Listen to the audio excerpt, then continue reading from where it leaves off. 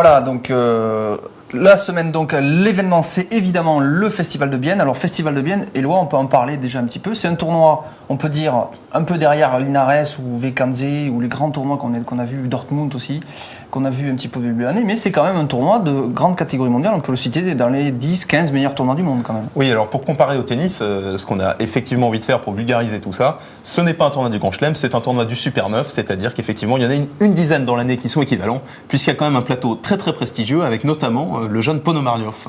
Ponomariov, évidemment, c'est la vedette, on peut dire, cette année, la vedette médiatique, avec, on peut citer aussi Zvidler, parce que Zvidler est un des rares joueurs au monde à avoir battu Kasparov.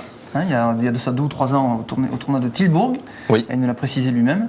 Donc on ne s'en rappelait plus exactement du tournoi, c'était Linares ou Tilburg. Donc Zvidler qui est quand même connu pour sa victoire contre Kasparov, évidemment, parce qu'il n'y en a pas beaucoup.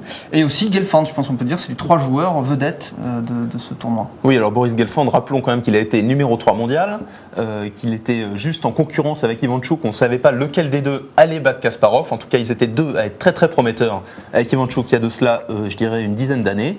Maintenant, Boris Gelfand est un peu moins fort qu'avant, il est un peu au creux de la vague, mais effectivement, c'est toujours un joueur extrêmement fort, capable de n'importe quoi, il est capable du meilleur et du pire.